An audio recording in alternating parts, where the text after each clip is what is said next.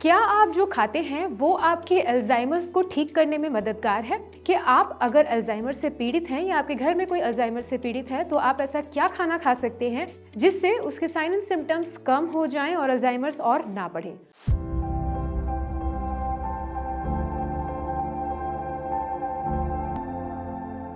जी हाँ, मैं हूँ डॉक्टर निवेदिता और आज आपको मैं इस वीडियो में बताऊंगी कि आप अगर अल्जाइमर से पीड़ित हैं या आपके घर में कोई अल्जाइमर से पीड़ित है तो आप ऐसा क्या खाना खा सकते हैं जिससे उसके साइन एंड सिम्टम्स कम हो जाएं और अल्जाइमर्स और ना बढ़े।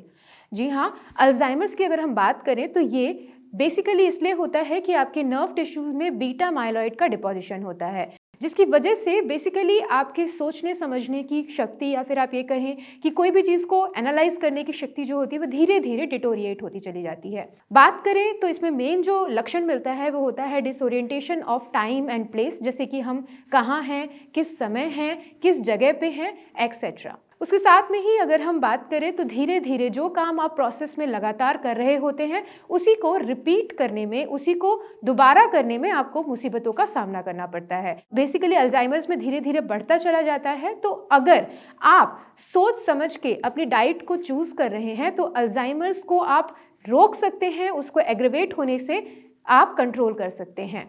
जी हाँ, अगर हम बात करें कि किस तरीके का फूड आपको लेना चाहिए तो ब्रेन बेसिकली बना हुआ है दो चीज़ों से, फैट और प्रोटीन से। तो जब आपको इसको रिपेयर करने की बात कर रहे होते हैं तो ऑब्वियसली आपको उन्हीं चीज़ों को अपनी डाइट में इनकॉर्पोरेट करना चाहिए। तो सबसे पहले आपको अपनी डाइट में जो इनकॉर्पोरेट करना है वो है ओमेगा 3 फैटी एसिड। जितने भी हमारे ड्राई फ्रूट्स होते हैं उसके अंदर ये बहुत ही अच्छे अमाउंट में पाया जाता है, सीड्स होते हैं उसमें ये बहुत ही अच्छे अमाउंट में पाया जाता है। तो आपको मेनली आलमंड्स, वॉलनट या फिर डिफरेंट टाइप के सीड्स जैसे कि सेसमे सीड या फिर आप बात करें फ्लैक्स सीड्स की, इनको आपको अपनी डाइट में इनकॉर्पोरेट करना चाहिए। अगर हम बात करें प्रोटीन की तो इसके लिए सबसे अच्छी डाइट होती है मेडिटेरेनियन डाइट। जी हाँ, ये डाइट का कंसेप्ट आया है उन लोगों से जो कोस्टल एरियाज में रहते हैं। बेसिकली वो फिश फूड या मिल्क एंड मिल्क से रिलेटेड फूड बहुत ज़्यादा लेते हैं, जिससे उनकी प्रोटीन की रिक्वायरमेंट बहुत अच्छे से पूरी होती है और उनकी ब्रेन हेल्थ बहुत अच्छी होती है। तो आपको करना क्या है, आपको मेडिटेरियन डाइट जो होती है उसे फॉलो करनी है।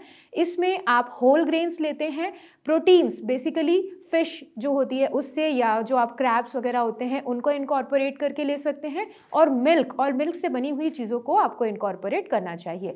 तो जब आप ये सारी चीज़ें लेते हैं तो आपकी प्रोटीन की रिक्वायरमेंट पूरी होती है और अल्जाइमर्स जो लगातार बढ़ रहा होता है, जो एक प्रोग्रेसिव डिसऑर्डर है, वो धीरे धीरे कंट्रोल होता चला जाता है। इसी के साथ साथ आपको एंटीऑक्सीडेंट रिच फूड, मिनरल्स और विटामिन ये प्रचुर मात्रा में लेने चाहिए। तो ये आपको किस में मिलेंगे? ये आपको मिलेंगे फ्रूट्स में, वेजिटेबल्स में, सैलेड में। तो बेसिकली आपको इन चीज़ों को अपनी डाइट में ज़्यादा इनकॉर्पोरेट करना है।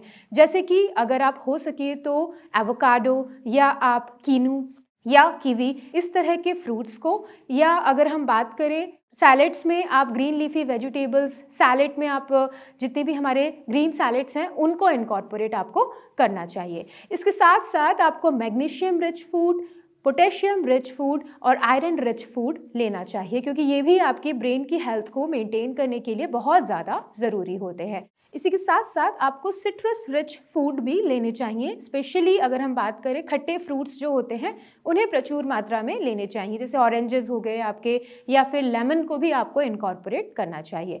तो आज इस वीडियो में मैंने आपको बताया कि अगर आप अल्जाइमर से पीड़ित हैं या आपके परिवार में कोई, आपके फैमिली में अल्जाइमर से कोई पीड़ित है, तो आपको अगर उन्हें कंट्रोल में रखना है, उनकी चीज़ों को और भी ज़्यादा बढ़ने से रोकना है, तो डाइट पे स्पेसिफिकली ध्यान रखने की बहुत ज़्यादा ज़रूरत है। और उसके लिए ये डाइट जो मैंने आपको इस वीडियो में बताई ज़रूर फॉलो करें, और आप मुझे कमेंट सेक्शन में कमेंट करके बताएं कि उन्हें किस तरीके से लाभ मिल रहा है। मेरे इस वीडियो को देखने के लिए धन्यवाद। नई इन्फॉर्मेशन, नई वीडियो के साथ मैं फिर से आपके सामने प्रस्तुत होंगी। तब तक आप अपना ध्यान रखें।